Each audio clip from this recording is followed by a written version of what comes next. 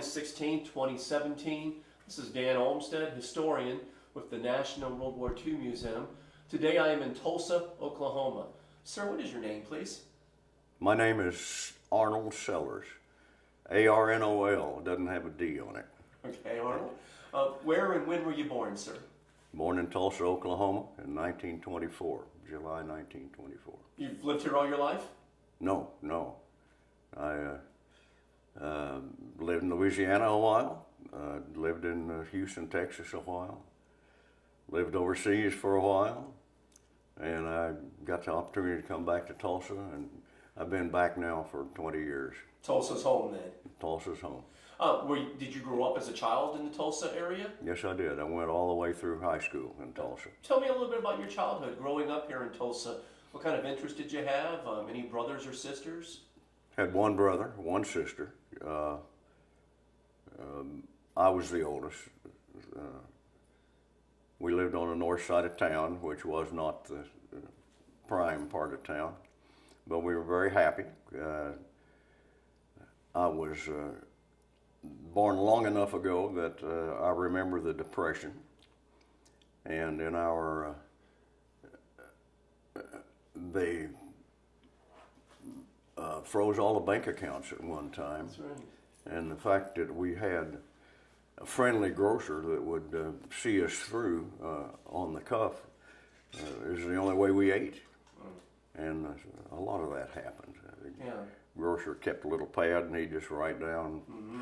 Eventually you had to pay him, but times were different, though. People times were different. helped each other out back then. And there were a lot of teeny tiny groceries around too. That's true. There aren't any anymore. You think about it, it's all these big chain stores now, Sure. Safeway and what have you. And your independent grocery store, you knew the guy who operated the store. But life in Tulsa, Oklahoma was good for me. We weren't poor, but we weren't wealthy. I liked all the school that I had. I had a lot of good friends. We liked to hike.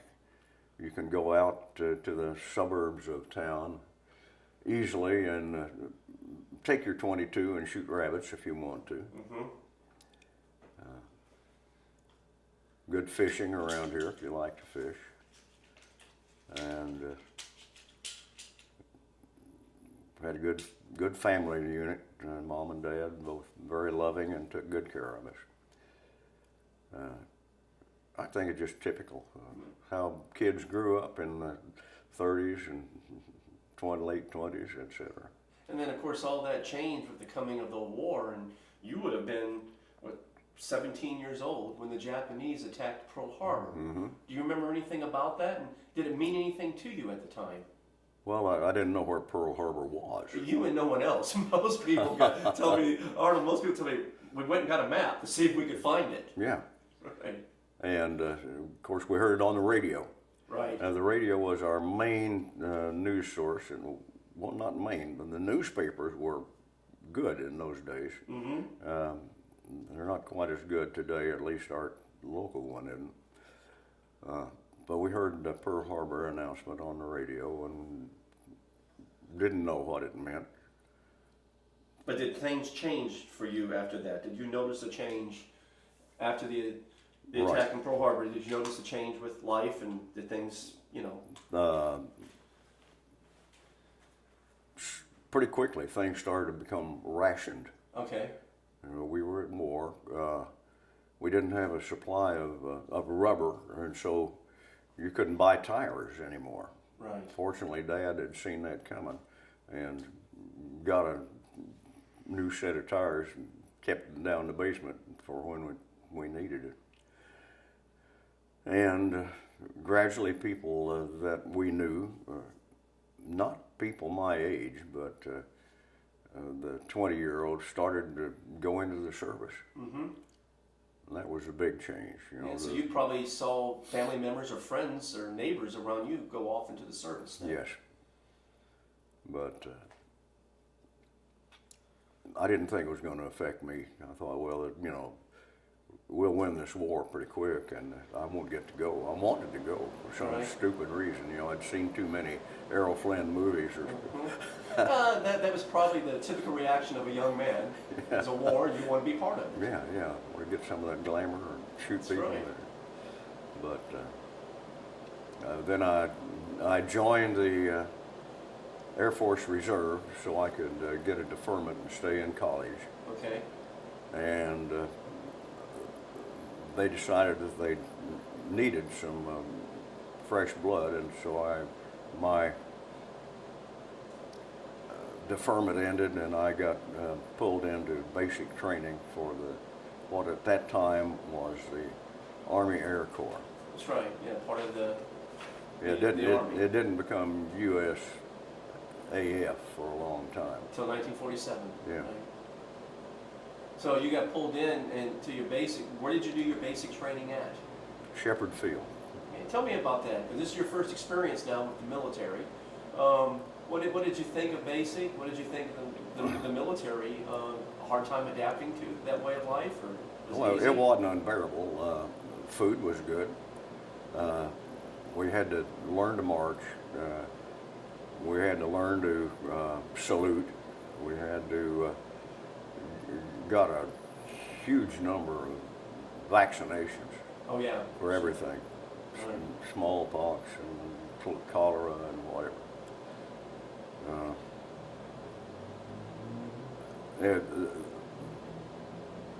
Shepherd Field was not a pleasant place. That's in Texas, right? Texas, yeah. Yeah. Wichita Falls, Mm-hmm. Texas. But I got pulled in at the start of the winter, and it was cold. You know, nothing between Shepherd Field and the North Pole except a barbed wire fence. You know. Yeah. Long ways from home, huh? I had 2 or 3 people so depressed by it that they committed suicide. I didn't know any of them, but Sure. we'd hear about it. One guy, they got a big, tall, like all air bases at that time, had a water tower that was painted in a black and white checkered thing so airplanes wouldn't run into it. Right. And one guy just climbed up to the top of that and jumped off. Mm. But for the most part, everybody knew that we were due to go somewhere else. Right. So they endured it. Yeah, And exactly. it was just, You knew it was going to be for a limited period of time. yeah. So a couple of months, and we were trained to march and salute and got our shots, and we were out of there. Went to our next training station. And where was that at? Oh, let's see, where was that? Well, they had a thing called the College Training Detachment on various universities, which was a holding pool where they put us and gave us a little supplemental training until they could put us in an actual Air Corps base. So I went to Austin College in Sherman, Texas. And they had this detachment of us there, and they did pretty good education, preparing us for what we wanted to do.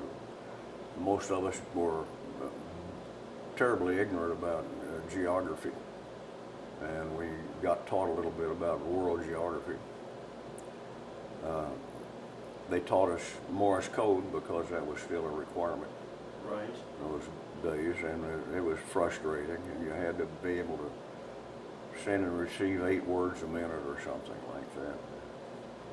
But they had good training, and they taught us navigation. They had a guy that had been a navigator for Pan Am, Oh wow.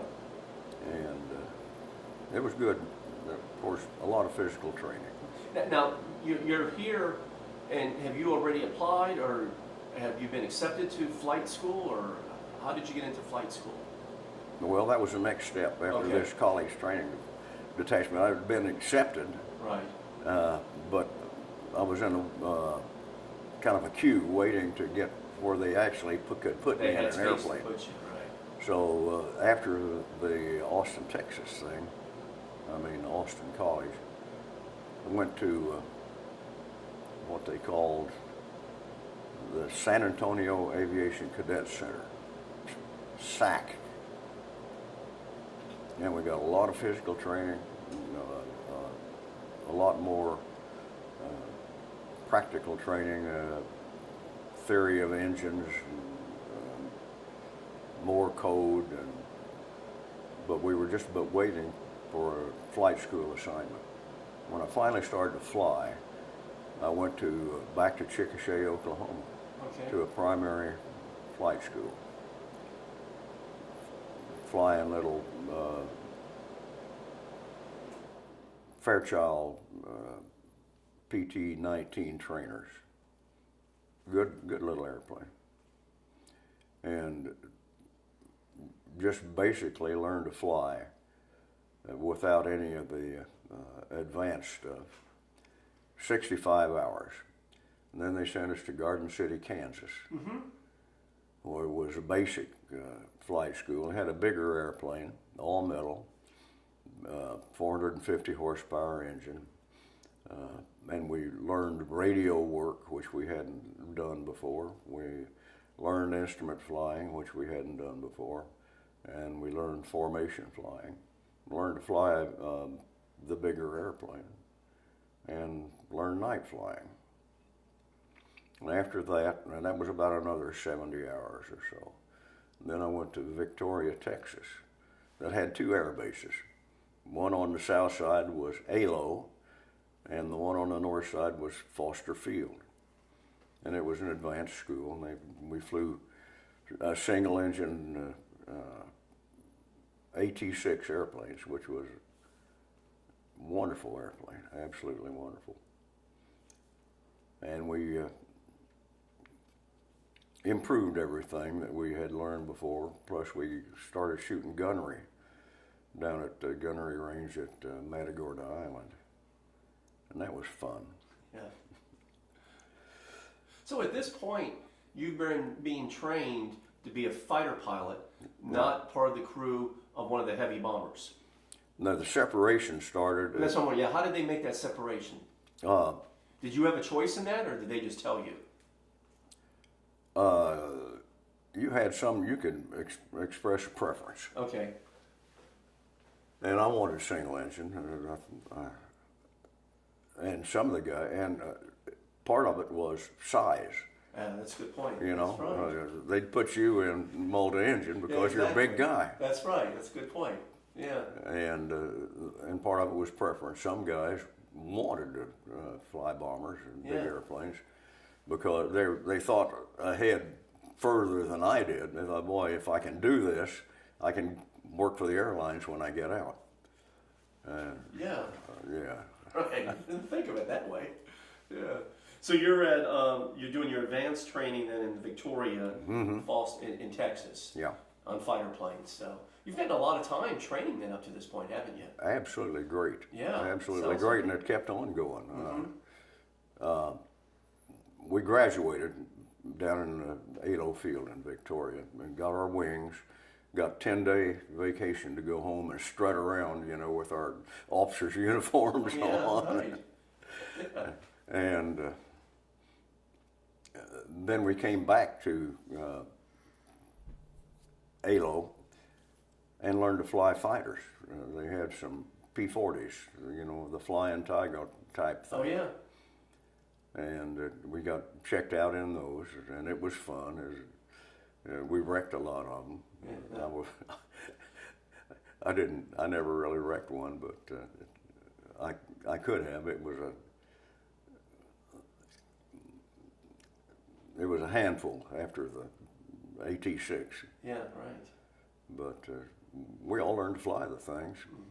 Didn't get a lot of time, and then they sent us to what they call a replacement training unit, RTU. The one I went to was at Abilene, Texas.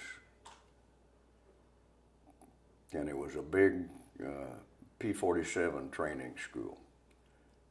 And they taught us everything we needed to know and gave us about 140 hours in the P-47, which was a fine, easy airplane to fly. Strong, 2,000 horsepower. I'd soloed that thing and was flying it while I was still 19 years old. It's amazing. You know, they rushed you right. They took you young and made you what they wanted you to be. Yeah. And when I got to, and after that, I went overseas, went to Italy to join a fighter squadron. And when I got there, I had a lot more time in the P-47 than the regular members of the squadron because they had been flying other airplanes. Yeah. They'd been flying A-36s and P-40s. And those things were getting pretty obsolete. Right. They took them away and gave them all these new P-47s. And you had more time on them when you showed up than they did. When I showed up, they had like 50 hours in it, and I had 150 hours in it. But now, where in Italy were you at, Arnold?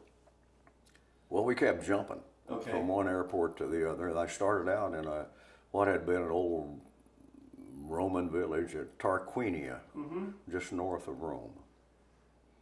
And then we moved up to Pontedera, which is near Florence, right on the Arnol. So as the lines moved up, you moved up as the infantry advanced, you moved up with them. Yeah, right. And I flew there until they got ready to cross the Rhine. Now, what unit at this point are you assigned to? What unit were you with? I was with the 522nd Fighter Squadron. Okay. The 27th Fighter Group. Okay. And we had 3 other fighter groups stationed very close to us. We were at Pontedera, and they had another one at Pisa, and another one somewhere else nearby. We had that country flooded with P-47 airplanes. Yeah. And I got something I want to tell you about aviation history. Yeah, please do. Years ago, and bless the internet, that puts you so much in touch with people that you forgot about. Absolutely. And I got some historians in Italy wanted to ask me a question about the mission that I had gotten shot down on. Okay. And about my flying there. And these guys, we filled the Po Valley with crashed airplanes, ours and German. Oh, yeah. And they are archaeologists. Oh. And they go around and they find where one of these things can usually, you know, an airplane, 7-ton airplane crashing digs a pretty good hole in the ground. Very much so. And then it later gets covered over. Sure. Just like old ancient relics. Yeah. Exactly. And these guys are excavating them. They're finding guns. I've heard about people doing this. Yeah. Yeah. And they rarely, most of the pilots got out. But once in a while they'll find bones. Yeah. And then they want to, even if they don't find bones and they know the pilot escaped and has since died, they want to be in touch with his family so they can learn more about the pilot. That's right. And they have asked me to go around and contact some of these family people, find them. And I've done that, and that's a lot of fun. Yeah, that is really cool, yeah. Yeah. Yeah, the federal government has a lot to do with that, spearheading that. If you ever want to look at this thing, they've got an English language website. It's called aircrashpo.com. Yeah, because there was the Germans had a lot of soldiers concentrated up in the Po Valley, and they had a lot of marshalling yards up there. Yeah. So your targets were these German concentrations, the marshalling yards, bridges, and roads, I take it, right? Bridges and rail lines. Rail lines, right, okay. Yeah. So, I flew in Italy for, was from October to January. And let's get this straight. So you just get time from this is like what, 45, yeah. Okay. So you showed up there. When you showed up in Italy, was the Battle of the Bulge going on? Because the Bulge was December 44. No, it was. It was over with. Slightly, no, it hadn't happened Okay, yet. okay. I got there in October. I got you. 44. Okay. Yeah. Yeah. You know, during this time when you're flying these missions over Po Valley and what have you, was there any harassment from German aircraft or Any severe German anti-aircraft flak? Oh, the flak was terrible. Yeah, I've heard that. I never saw a German airplane in the air. There, we had a couple of guys that were bounced and got some victories, but not very much. We weren't the high scoring kind of a thing. We were just blowing up real estate. Yeah. Yeah, putting a real dent though in the Germans' abilities to get their supplies through. Yeah. So from Italy, then where did you go from there? Okay, went to France. Interesting. The senior guys flew airplanes over. The lesser senior guys, like myself, had to go with the ground detachment. Oh. And we trucked all of our stuff, engine hoists and 4x4 trucks and all the stuff that you have to run an outfit. Right. Down to the harbor at Le Havre?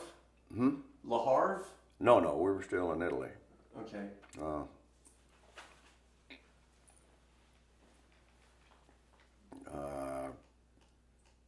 Can't remember the name of the harbor. We're just east of let's see, north. Probably west. Just north of Pisa. Okay, right. And I know where that is. I pulled in on a cruise liner years ago. We took a cruise, and we pulled into a harbor northwest of Pisa, and then we took a trip into Pisa. So it's probably that same harbor. Yeah, same and area. they loaded us onto some LSTs and took us over to Marseille. Okay. And we unloaded, and then we drove up to the airbase where we're going to be stationed at not too far from Paris. Okay. Saint-Dizier. And this was your new base of operations then? Yeah. Good airfield. Concrete runways, a lot of different runways. You could always land into the wind. Housing wasn't all that great. But we started flying the same kind of missions out of there, except we were doing a little more ground support. Okay. Well, yeah, because the infantry now is moving into the heartland of Germany, too. Occasionally we would get a request to furnish a pilot to run the radio jeep, and he would stay with the infantry, and he was called Rover Joe. Okay. And when he needed air support, he could tell you right where to strike. And he would shoot smoke on the place he wants you to bomb or scrape. That's pretty smart. So the infantry knew if you put one of these pilot guys with you, he'll be able to more accurately tell you what your target was. Plus, he won't try to ask you to do something that you can't do in your airplane. That's fair. I've never heard that. That's pretty cool. Yeah. Rover Joe. Mm-hmm.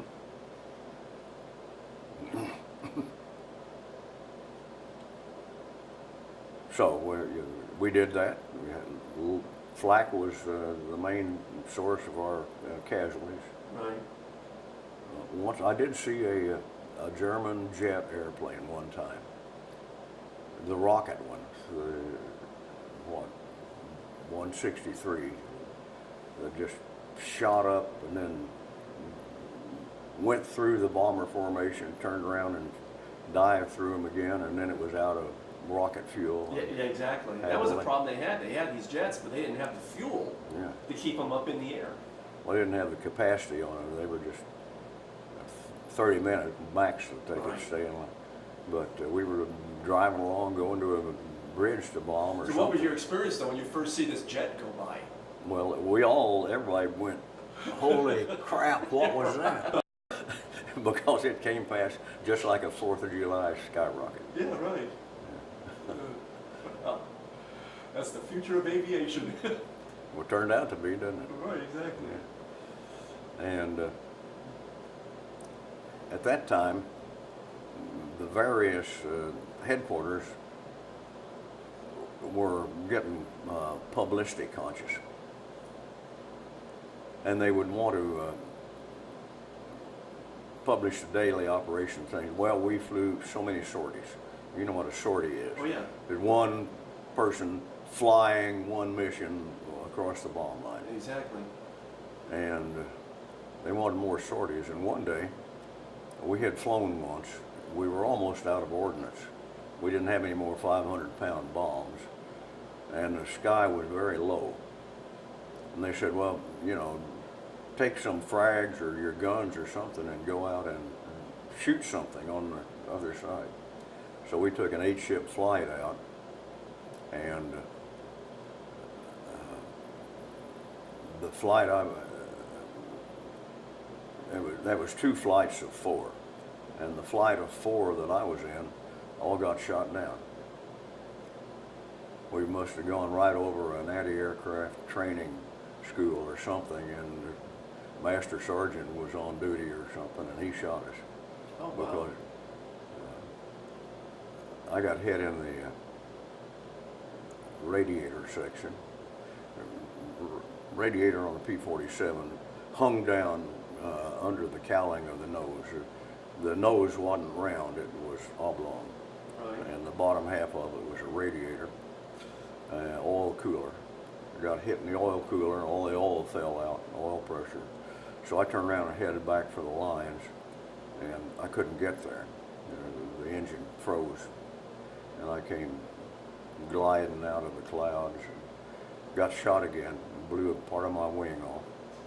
And I said, well, I better get out of this thing. So I bailed out. Hit my leg on the tail and broke it. And then the Germans came and picked me up and treated me very nicely. So this is like, what, spring of 1945? Yeah, Okay. April 2nd, 1945. You know the exact date, huh? And they treated you decently then? Yeah, they did. I was very happy. I was scared, you know. I was still just 20 years old. Right. And I looked like I was about 16, and I think that worked in my favor. It very may. You know, I thought, oh, look at this poor kid that they made go to war. Yeah. Of course, things aren't going well for them neither, though, at this point. Oh no, They know that the war is about to come to yeah, an they end. knew that things were bad.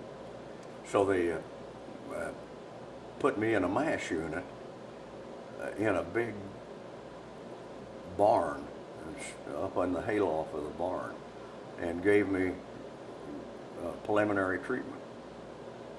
Got the debris out of my leg, and gave me some antibiotics, bandaged it up, and while they were doing that, I could look out of the,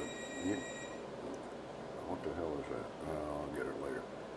I could look out the hayloft and I see this town was under bombardment by the American, and they were shooting the big stuff, the 155 guns. Right. And every now and then a building would just leap into the air and turn all into bricks and fall down in a heap. And didn't make you feel very comforting, did it? No, man. Of course not. Here you are laying on your back in a hospital. I hope they stay away from this hayloft I'm in. And so they put me in an ambulance and took me to a regular hospital.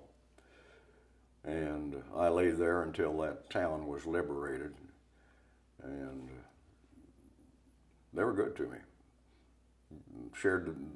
They didn't have much in the way of food. That's right. I ate a lot of rabbit and cabbage and stuff like that. Were there other American or British servicemen with you? There was one infantry guy there who'd had a stomach wound of some kind, and I saw him one time in the receiving room of this hospital, and they told me that he died the next morning.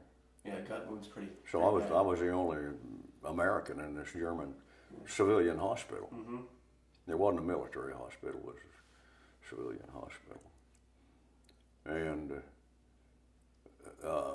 once in a while, they would get some beer, and they would give me a bottle of beer. I mean, when I heard what some of the other people got in prison camps, I felt kind of guilty because mine was a lot. Hey, you know what you did? But they wanted to learn to speak English, or they all had English in high school. A lot of it comes to school in the United States. Yeah. Before the war. But even the people that hadn't learned English in high school, I think it was a requirement. Sure. and they would come and practice English. I wanted to learn some German, but they didn't want to talk German. Oh, that's right. But they had a physical therapist that would come and work to get me some rotation in my left ankle, and she taught me a little bit of German. So I got good treatment. Yeah, I think they probably realized the war was coming to an end for them. And yeah, they knew that. I was in they didn't want to be in a bad end of treating an American, I was in that hospital when Roosevelt died. In April of 1945, right? Yeah. And they came and said, hey, we win. Your president died. And I said, I don't think it works doesn't work that way. We have another guy in line. Yeah. But, right. some of them were naive enough to think that would Sure. make some difference. Yeah, right. But they were nice to me. And I got a couple of letters from them at one time. I mean, after the war? Yeah. Oh, that's pretty cool. Yeah. Yeah. And then, so I got repatriated through a series of MASH units, wound up in an evac hospital in Paris on VE Day. Oh, wow. And boy, that was an experience. I can imagine, yeah. That town went nuts. Yeah. And I couldn't walk. That's But terrible. the guys that could go outside wandered around and came back, with stars in their eyes. Man, everybody's free drinks, everybody's kissing. And the air transport guys flew over town and shot off every flare that they possessed. And the sky was just like the 4th of July over Yeah. Paris on VE Day. Wow. And then they put me on an airplane, flew me back to Camp Kilmer, New Jersey. Does that sound familiar? Yeah, Camp Kilmer is in New Jersey, yes. And kept me there for a little while, and then gave me my choice of hospitals to recuperate in, and I chose the one in Oklahoma, and I came back. Did you ever have any permanent damage with your leg, or did you recover? Oh yeah. It never worked right. But it's okay, I could get along with it. It got good enough that I could join the National Guard, Air National Guard, and fly again. Right. But it's gradually gotten worse and worse. So you come back to Camp Kilmer, New Jersey, you recover in the hospital in Oklahoma. When did you receive your discharge then? Well, late in 45. Okay. Yeah. And then you then chose later to re-enlist back in the Guard? Yeah.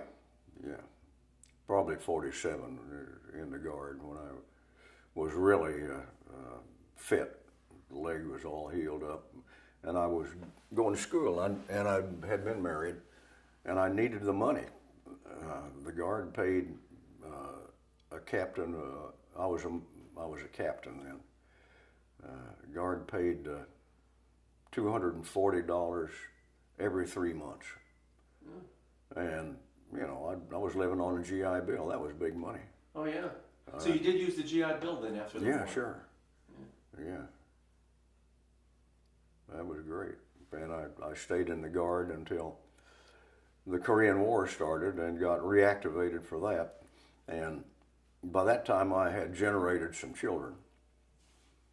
And they passed a law that said, and I was on the air base down in Louisiana, that said if you were a prisoner of war in World War II and you had been involuntarily recalled and you had 4 dependents, you can get out, no problem. And I thought about that, and I thought, well, I got all those things, and I don't want another war, so I applied and I got out. Oh wow. And a bunch of my squadron mates didn't have those exemptions, and they went over, and a lot of them got killed. And a lot of them left young wives with 2 kids and no assets except whatever their family could support them. $10,000 insurance doesn't go very far. No. You made the right choice, and it worked out well for you, Arnold.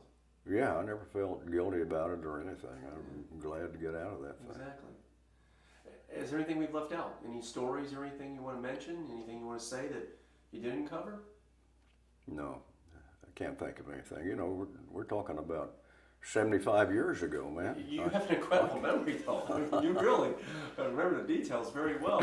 Well, let me ask you this in concluding that, in your opinion, do you think that today people understand what World War II was all about and the sacrifices the men and women from your generation made?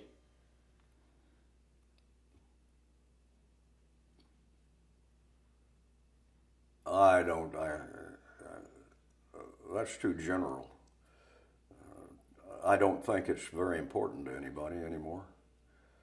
You know, they made so many movies about World War II that everybody has seen a little slice of it, and some of them are pretty good movies. Yeah, there seems to be a whole other generation of movies out there in the last 10, 15, 20 years that have taken World War II to a whole nother level. Well, this Saving Private Ryan is one of the most realistic. Yeah. And shows you pretty well how it really was. That's a good point. Yeah. And there's several good aviation World War II movies. Memphis Belle. An excellent movie. Yeah. Yeah, and they're coming out with an HBO series too on the 8th Air Force. They had done the HBO series on the Band of Brothers. yeah, Well, now they're coming out with one I think's coming out this fall on the 8th Air Force based out of England. good. Yeah. Arnold, thank you. My pleasure. Thank you, sir. Okay, turn.